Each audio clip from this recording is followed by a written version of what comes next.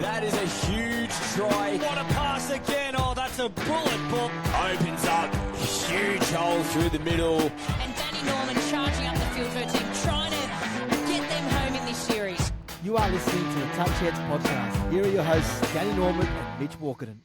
G'day, Touchheads, and welcome to the Touchheads podcast. I'm Mitch Walkerton, and my co-host, Danny Norman. How are you, Danny? Good, thanks, mate. I love our little chats each week. I'm just so excited to be here again. I'm grateful. Yeah, I am too. It's been really nice. You're probably the same. To get the messages from people that you know well and the people that you don't know well, you know, saying they like the podcast. It's a really nice feeling. Oh, yeah.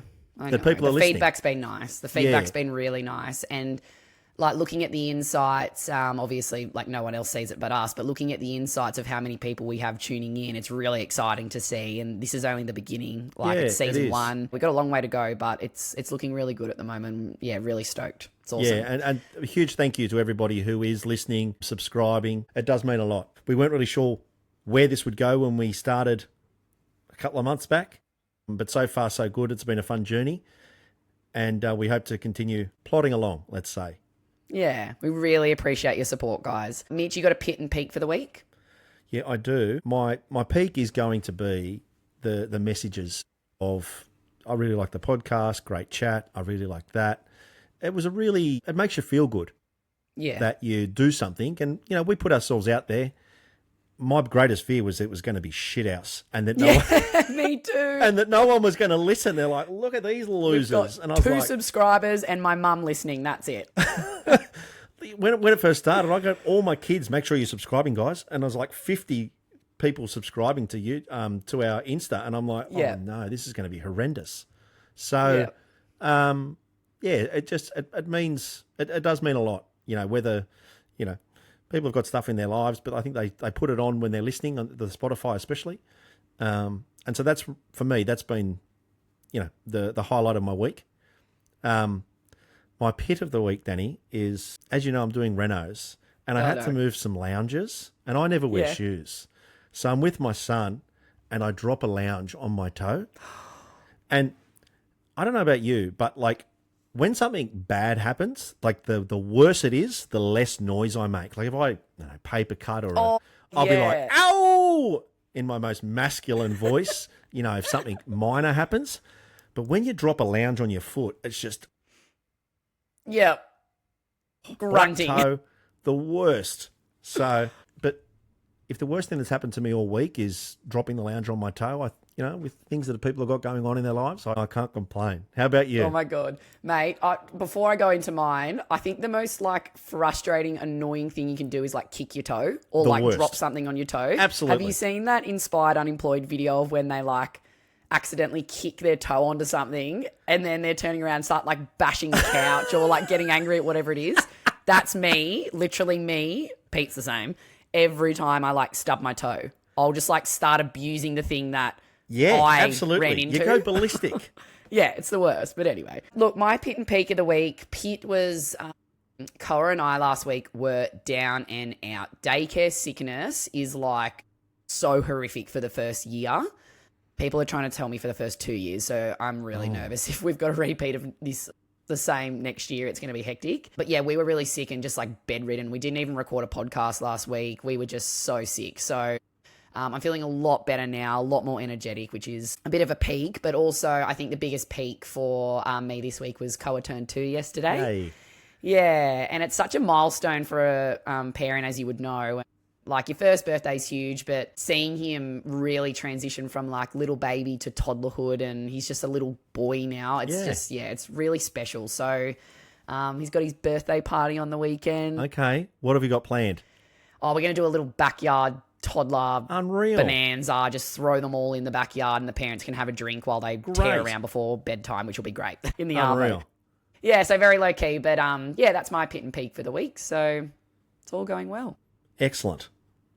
Now, Mitch, I do have a little bit of a disclaimer Yes. based on some listener feedback, and I wanted to get this out to everyone and our listeners that some of our, or majority of our episodes are pre-recorded. And the reason for that is because Mitch and I obviously have jobs and lives outside of this podcast. We wish that this could be a full-time thing and we didn't have to work anymore and we were millionaires just in our studio doing our podcast. But unfortunately, that's not the case. And we need to pre-record episodes because I think, first and foremost, this is so new to us.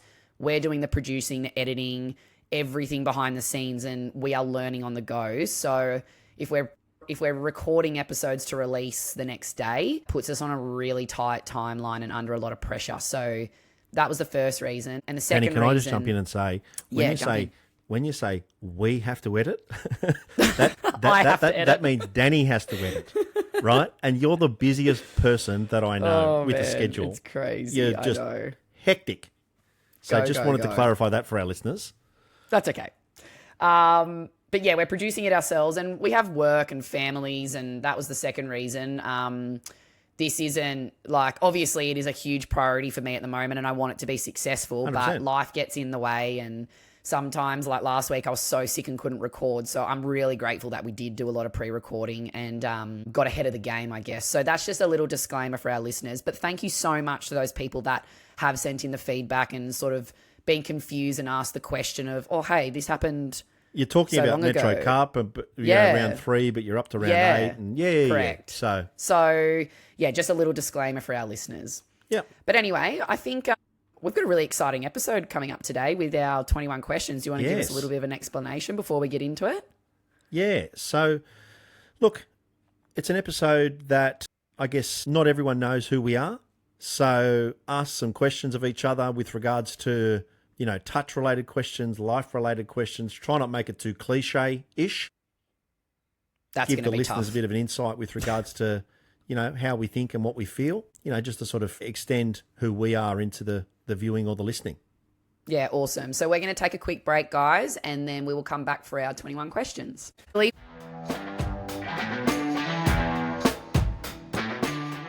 you hear that?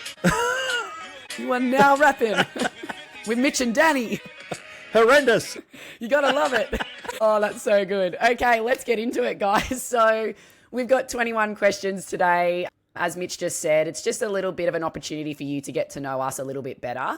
I feel like I put a lot of my life on social media, and people that probably follow me on that, I'm an oversharer. So you probably know a lot about my life already, but Mitch, it's a really good opportunity for us to get to know each other a little bit better as well. Yeah. So let's just jump straight in, I reckon. Great. All right, question 1 is, what year did you first get into touch football? So I remember being a kid and sliding down the velodrome when I was 7 or 8 because I ripped my shorts and I got into trouble off my mum. So At Tempe? Yeah, Tempe, yeah. Yeah. So sliding down the velodrome, when I was 7 or 8 because my dad would have been playing out there. So, God, what year was that? Oh, my God. That would have been 1980... I'm going to say 1987. Wow. Something like that. Yeah, I wasn't born yet. Just to rub that in. was a different lifetime ago. Yeah, I know. I started playing, or when I first got into touch football, I think I was in year 5. So it would have been 2005. Okay. I started getting into touch football, which was feels like a long time ago now, 20 years. Okay. Question 2, Danny, is what's the moment in your career that really shaped who you are today? I think for me, for people that don't know already, I was actually studying a Bachelor of Criminology at university before I became a teacher because I wanted to join the police force. And I applied for the New South Wales... I actually applied for the federal police and got... Rejected? Through the physical. No, well, yes, I did get rejected. Oh, no. So I got through, I got through the physical. I got through, like, everything. It got to, like, they do this questionnaire on, like, what color is this? And there's a freaking blue screen. It's like, is it red or black? Like those psych tests, and I failed that. Oh. So I'm a psycho, essentially. So I failed that, and then I was like, I met Pete. I was like, I'll apply for the Queensland Police Force. But then when push came to shove, you've got to wait 12 months to reapply if you get knocked back. So I had to wait 12 months, and then I really thought about it, and you know what? That wasn't it for me. If I was going to move to Queensland because I wanted to be with Pete and start a family, and I got placed out in Whoop Whoop, that just wasn't going to work for me. So I think that really shaped who I am today as a mum and a family first person. If I had have joined the police force, I think it would have been very, very different. For sure. So I'm kind of grateful for that setback. Yeah, okay. What about you? So I was made redundant from a job when I would have been 30, and I just had I actually went into, I was on annual leave, or parental leave and all that sort of stuff.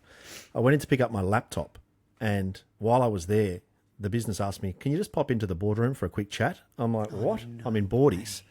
And I was, you're not going to come back. We're going to make you redundant.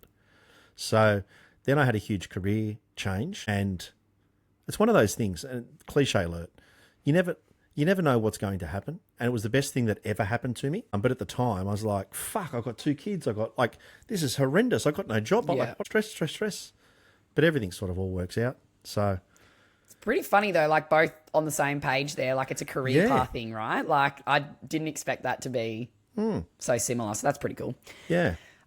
Question 3. How would your friends describe you in 3 words? I'm passionate, loyal, and loud. Yeah, nice. It's pretty similar to mine. I've got nut job, because that's pretty fair. Loyal and oversharer, Okay. because I just don't have a filter. Question 4, Danny.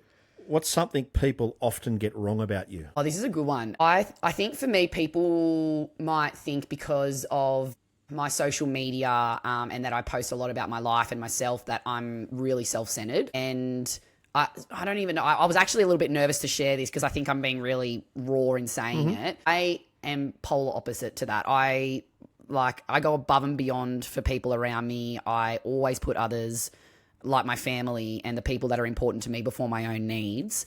And I think that people might get that opinion twisted because of what they see on social media. Right. And social media it can be a real highlights reel, but I just share whatever I feel like sharing. There's no plan. There's no real ulterior motive to it. It's just whatever I feel like posting that day, I'll post. But I think that's sort of created a bit of an image where if I'm posting a lot about myself, or when I was younger and doing some like sports modeling and things like that, people would get the opinion that I was really self-centered. But to me, it was a job and I'm making money out of it. And this is like a really new and interesting thing for me. So I think that's one thing I think people might often get wrong about me. Yeah, okay. What about you? I think a lot of people think that I'm still the person I was when I was in my 20s, somewhat. That's a good one. Like, love to party and, all that sort of carry on. Whereas now, different stage of life, still enjoy going out and having fun and, occasionally blowing the doors off. But certainly not as often. But yeah, I think a lot of people still think that I'm the guy from 20 years ago. Question 5 is, if you weren't doing what you're doing now, Danny, what would your dream job be? Ooh, I actually forever wanted to be a professional surf photographer. Like, so random, but like I wanted to be like on the WSL tour, like following all the surfers around, like in the water or just like behind the scenes, whatever it is. I used to, and I still take a lot of photos here and there, but obviously time poor these days, but I love surf photography. Like, there's just something about it. It's so much fun. Like, I used to sit on Burleigh Hill before we have Koa or whatever beach we're at, and just snap away on our good camera, just Pete catching waves and things like that. And it's such a hobby for me, and I would have loved that to be my dream career. Traveling around the world, just snapping surf photos in sick places everywhere around the world would have been cool. Okay. What about you? Mine's a little bit similar. I'm not a photographer at all, but I'd like to be a host on Getaway, the TV show. Yes. Where you get just comped everywhere. Yeah. You got to go and do a little story about, here's this little bungalow in the Maldives or whatever. I don't think it's too taxing. They only do one show a week if it's still even on TV. I think that would be unreal. Yeah, that's a cool one. All right, well, speaking of dreams, what would your dream holiday destination be? Question 6. So I've been to Africa once, and it was unbelievable. And I can't wait to take my wife and my kids there. Cape Town, safaris, the whole, that's my dream holiday location, I think. Yeah, nice. What about yourself? I think mine, I don't know, I've been to a few places now and I've travelled a fair bit, but I'm going to go back to somewhere that I've already been as well. A European summer, you can't go wrong. I'd love to do like the whole south of Italy, and Portugal and Spain as well. So I think that's something that I just love to spend, like literally I want to do like a big 6 to 8 weeks, just family holiday would be awesome.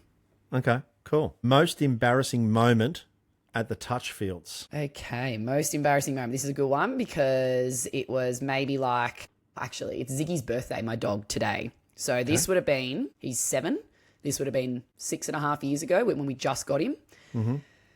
We took him down to touch to play Monday night, and he was a puppy, and we were with a couple of friends, and we all drove in the same car. So we get to touch, park the car, I get out of the car, and I'm putting my boots on, and before we got Ziggy out of the car, and then one of the freaking idiot mates just opened the door, and he's just this border collie puppy full of energy, bolted, like proper bolted. And I was like, fuck, I've got to go get him now.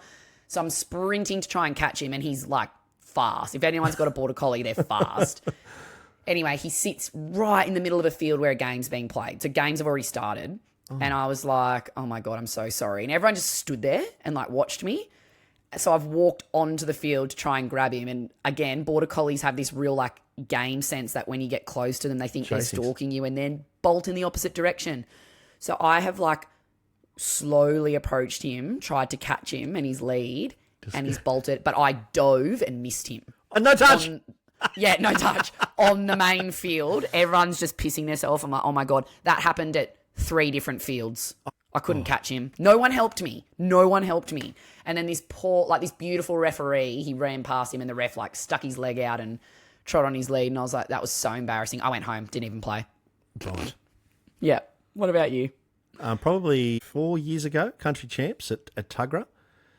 We lost the grand final, and I had some dramas in my personal life. I lost the plot in the coaching box. Like, I've never yelled, and my wife was like, you're embarrassing, and I was just horrendous. Horrendous. We lost the grand final. It was just shit. Yeah. But I'm embarrassed about my actions. Yeah. Oh, God. We live and learn. We learn. Cliche we alert. All right. The next one we've got... Oh, no. Yeah, I'll ask. The next one we've got is question 8. Score a try or save a try? Save all day. Yeah, me too. Team guy. Yeah. I feel like scoring a try is great, but there's the no best. better feeling than when absolutely. you... If you can make a great touch for your team, Yeah. everyone gets behind you, and for sure. Yeah, that's a great feeling. It's a Next better one. feeling. Do you have any weird game day rituals, Danny? Game day rituals, I like to sing and dance either in the drive to the game or if I'm in the sheds before a game. That's a big thing for me. I've seen a few of your videos where Miley Cyrus, The Climb, and all that sort of jazz. Yeah. We love, like, all the Manly girls. We that was our thing. Like, it was a team thing. We'd all be, like, blaring music and all singing and dancing before the game, and it just helps to calm the nerves. But now it's just become a bit of a ritual thing for me. But I wouldn't say I'm, like, superstitious or anything. Like, there's nothing that... I'm not, like, a left boot before a right boot type of girl. Yeah, that sort of stuff. What about you? I don't have any rituals myself. When I see my team, if I'm coaching, is nervous, especially the juniors, I play stairs. So everyone's got to, like, head down 1, 2, 3. And then if you stare with Heads someone... down, heads up. Yeah. And then if you obviously match, then you're out. Yeah. Like, Love before a that game. final or a big game, if the boys are a bit nervous and, like, they're not talking and they're like, oh, okay, we've got to do something to sort of take their mind off it. And then a bit of a laugh and... on we go, sort of thing. So yeah, calm the nerves. That's a good one. Yeah. All right, what's your go-to coffee order? I am a skinny cappuccino with 1 sugar. What about yourself? I'm either, depending on the weather, a latte or an iced latte. Okay, yep. But recently, I've changed my order, and I haven't done this in literally years. At our local coffee shop, we have these things called a maple ice long black, which is, like, so fancy. And I would never in a million years drink a long black. Okay. But it is elite. It is like the best drink. Honestly, I live off of them. I've literally got one here right now. Like, Okay. I And what's the haven't name of stopped drinking it. the go-to coffee shop that we go Quaid and Co. If you are ever in Miami, to? There go we to go. Quaid and Co. Shout out. They're the They're huge best. followers of the pod. They're legends. Great coffee. Literally the best coffee. We go away, Mitch, overseas or just to Sydney, Yep. and you notice the difference. Like, Okay. we love our local There coffee. we go. I'm sure it doesn't, beat the Barrow Beach Bay Cafe. But anyway. I've had coffee there too. That's a good one too. Yes. What about your alcoholic go-to drink, Danny? Lychee martini all day of the week. Okay. I'm a Stone and Wood type of guy. So's Pete. Loves the stone. Oh, is and he? wood. Yep, loves the stone and wood. I can just imagine Pete in his boardies in the backyard, no shirt on. Yeah, yep, that's it. That's Pete with a stone and wood in hand. There you go. Mitch, biggest touch football ick. Something that makes your blood boil. Dudes who wear like one calfskin. I hate it. We were talking about this yesterday. Hate it. It's just rank. horrendous. Like you want to be able to play. Like if you wear one calfskin and you can't play, yeah, and you know what? More than likely they're going to be a ones. good attacker and pass or step or whatever. Go at them. If you see someone wearing one calfskin, go and run quickies and see how they defend. That's my tip to everybody. More than likely, can't defend. Yeah, love that. Mine's pretty similar. Mine's the slam dunk that kids are doing these days. Like when they're in the clear, they don't need to dive, but they dive and then wind and then pop their shoulder out. Yeah, horrendous. You know what my ultra ick is when they do that, but they drop the ball. I love it. I'm like, yuck, that is so bad. What are you doing? Yeah, no, that's a good one. Crap. Who's your biggest hype-up person or role model? This one actually threw me a bit because I feel like in every phase of my life, I've had different role models in whatever period I was in. Currently, I'm going to actually say my mother-in-law, Kez Norman. Mm-hmm.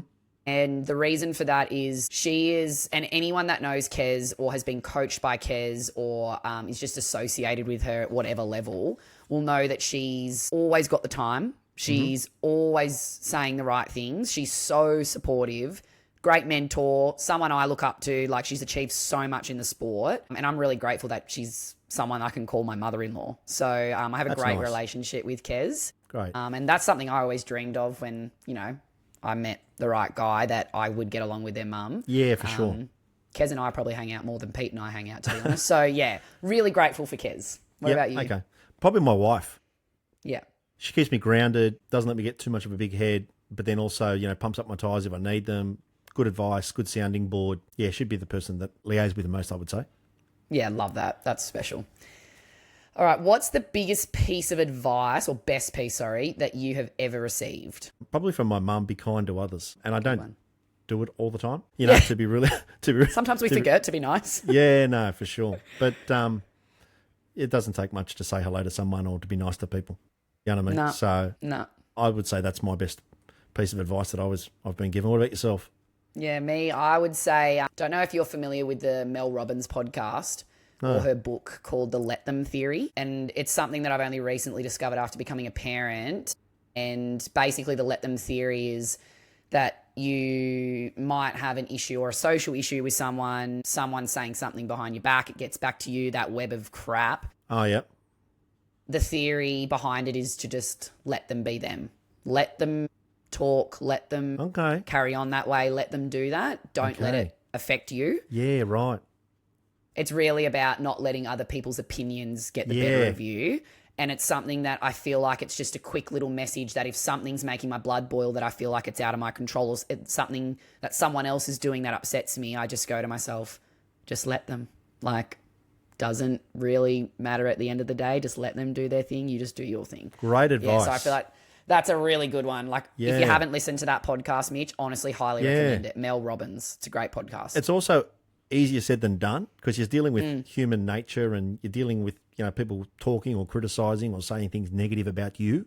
So, just a quick little reminder. You just tell yourself, let them be them. It's not your problem. Danny, what does success look like to you? When I was younger, success looked like being on a billionaire's yacht sailing around the world and, you know, lapping it up, traveling, doing that. As I've gotten older and started a family, I think having a roof over my head and a happy, loving home is what success really looks like to me. Yeah. Yeah, sure. What about you? So success comes in a few different things, but there's no nicer thing than when randoms say, geez, your kids are well behaved or polite or good kids, and they can be rat bags. But, you know, deep down, no, they're great. So whenever you get that feedback from somebody, you know that you've done, or your partner, your significant other's done, you know, a really good job in raising them, right morals, right values, all that sort of stuff. So I would say, and most parents would probably agree with that, if you get good feedback about your kids, it sort of reflects well on you and how you've brought them up, I think. Yeah, love that. That's a great one. Mitch, question 16 is, how do you deal with setbacks or criticism? So when I was in my 20s, I didn't deal with it very well at all. Going back to, you know, the Mel Robbins, I used to confront people or get angry about people or try and change them. And and that sort of stuff. But then when you do come older, you're like, fuck, whatever. That's your deal. Yeah. Like, what? So, but that takes maturity. And like I'm in my late 40s, right? Takes It maturity. takes a and it long takes a lot of time. It takes a life long time. experience. Yeah. It's all life experience, and I feel like it's something that comes down to like a changed mindset even. Yeah. Once you get older and you've lived through those experiences and you have the opportunity to change that. So yeah, that's a good one. Yeah. What about you? How do you deal with? Well, mine was changed mindset. So I think when I was younger, I'd let things get to me, or if I didn't get the job, for example, or I got knocked back from a team or whatever it was, I wasn't good enough for something. I used to get really upset about it and beat myself up about it. But I think the pinnacle moment for me was in the 2015 World Cup final when I got sat out on my debut year. Mm-hmm. I remember being really upset, and I went and called my mum and had that chat with her, and then she sort of said to me, you're still a part of the team. You still made every bit of success, or you still contributed to every bit of success in that team to get to the final. Yeah. So still be happy for that. And I spoke to my sister Shelley, and I was ready to quit and just not play anymore. And she was like, are you really going to let yourself think that? And I think that moment for me was like, wow, like you're right. I am still a part of this team. And I was really positive about it. Like I had my 5 minutes of being upset, and then for me, it was like, change the mindset, be around your teammates. This is a learning opportunity for you to get to see what it's like being that person. And you know what? Next year I came back and had my best couple of years after that yet. So I think, changed mindset as I've gotten older and lived through those experiences and turned the setback or criticism into, in my mind, an opportunity to learn. Yep. Is how I would phrase that. So following on from that, what's the one thing that you wish when you were younger you knew now? I think for me it would be not to sweat the small stuff, and I know that is really cliche, so sorry, but not to sweat the small stuff. One quote that Pete actually shared with me, and I can't believe I've never heard it before, a couple of weeks ago, was that lions don't ask the opinions of sheep, and that's something I think is so applicable in so many ways of my life. When When I was younger and starting Instagram and posting things or sharing my, I had so much criticism, Mitch. I had so many people laughing at me, sending me messages going, what are you doing? Like, what is this? That's so lame. And it really made me go, God, like, I'm not going to post this type of photo, or I'm not going to share this type of information. That then filtered into like a lot of my life. I'm not going to wear these clothes. I don't want to look this way. I don't want to be judged by that person. And I think as I've gotten older and realized that is such minuscule, small stuff that you don't need to sweat. And I wish if I had the opportunity to go back and talk to 16-year-old Danni, I'd tell her, you just be you and you be unapologetically yourself, because, again, lions don't ask the opinions of sheep. And that's really unreal. I like that comment from Pete. Great one. Yeah. And what about you, Mitch? I'd probably like to know every Melbourne Cup winner and every NRL winner. Like Biff Tannen in Back to the Future. That's so good. That is so smart. I would never have thought of that. That's a great one. Yeah, like all the things, we're sort of being a bit vulnerable here, I think, which is nice. Danni, a bit different, change of gears. All those things, which have sort of tied into the same sort of, comments with regards to vulnerability, learning life lessons, not worrying about what other people, self-value, self-worth, all that sort of stuff.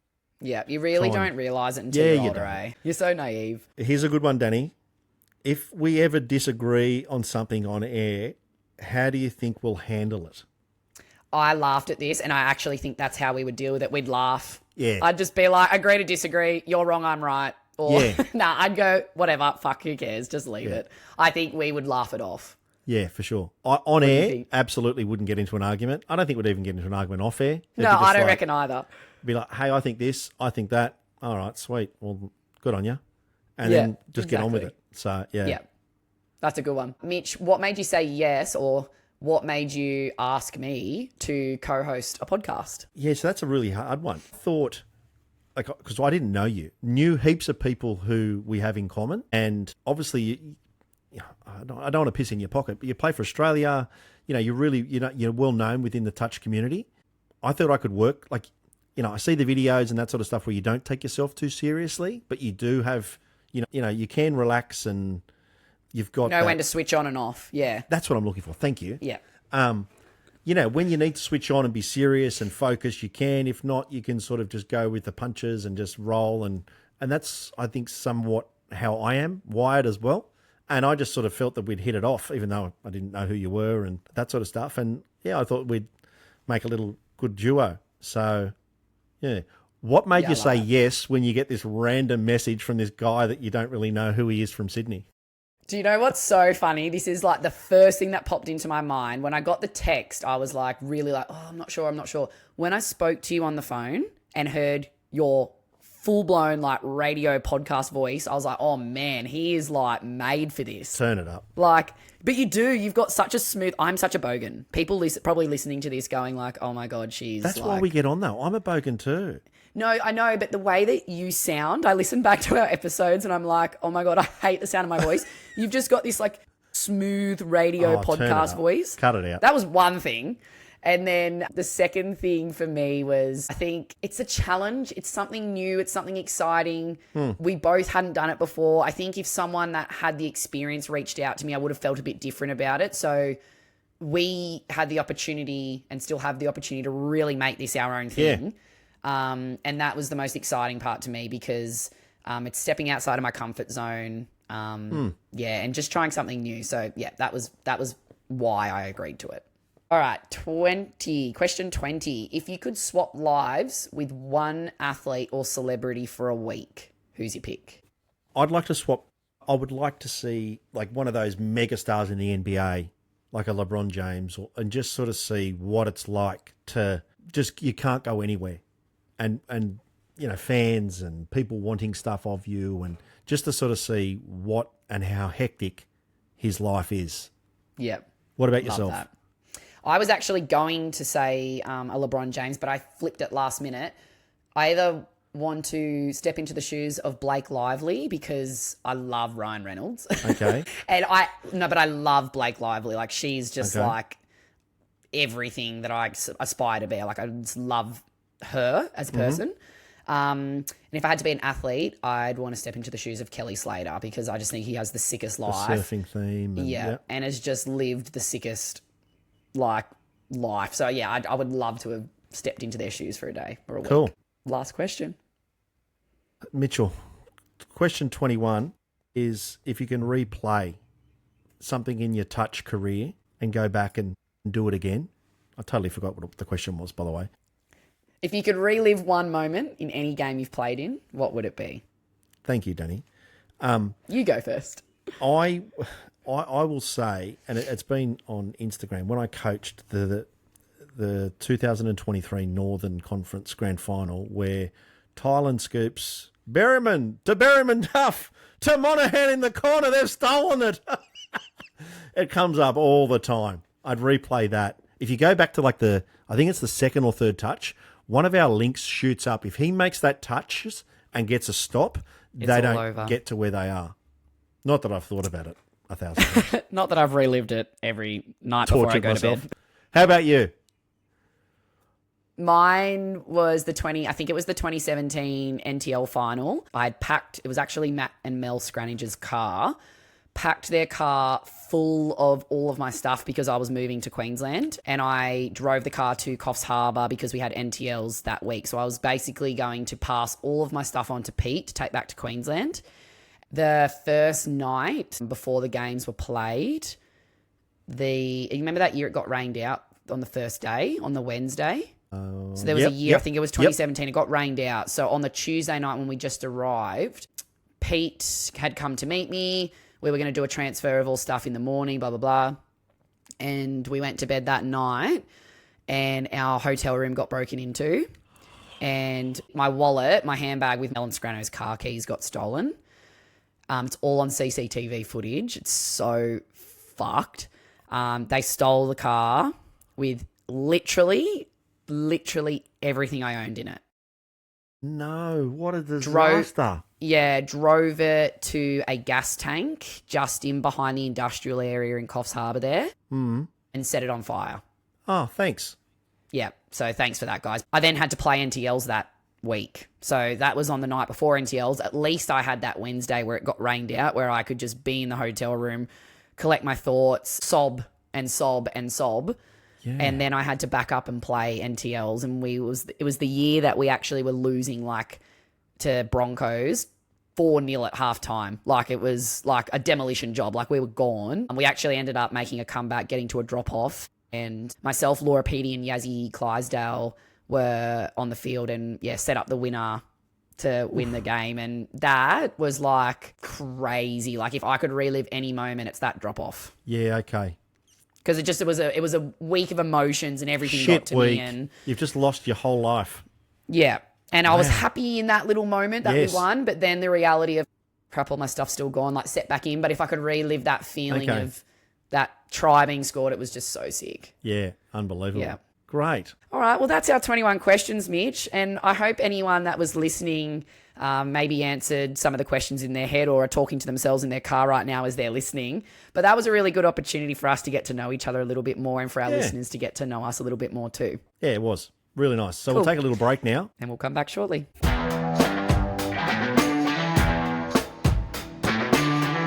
Okay, guys, welcome back. Next up, we have our Get a Grip segment. This is very quickly turning into one of my favourite segments on the podcast. It's great to have a little bit of a laugh. It's so good. Like, such a fun opportunity to share our most unglamorous moments on the touch field or around the touch fields, and it's sponsored by Gripstar Socks. Mitch, I believe that you have a video that you have been sent this week for our Get a Grip. Yeah, I do. And the video comes from Hayley Jackson from the Central Coast. So shout out to Hayley.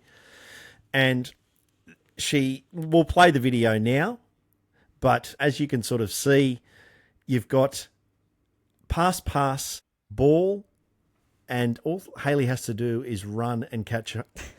And the commentator says, I think she's just tripped over her own feet. Oh, no. She's been sniped. She was sniped. So we'll play the video now. Wasn't quite on the money there, but put it down there for the pressure of the Dolphins. Yeah, it was. And again, look at this, is good rucking. Oh, here we go. Here goes Chandler straight up through the middle. The pass on the right-hand side. She hits the Jets. I think she's just tripped over there. I couldn't quite see if the touch was made beforehand. God, how good. It's awful. And it's her first time on the live stream. First time on the live stream. So, Hayley, thank you for sharing and being vulnerable and, not taking life too serious, because that's what this segment is all about. We'll get you a pair of Gripstar socks. They look great. Danny's. Hey, yeah, Mitch, our new Touch Heads Gripstar know. branded socks. They look epic. Yes, they look great. The women's one, which are the half cut, quarter thing, Crew something. things, they're so nice. The cut is elite. I love them.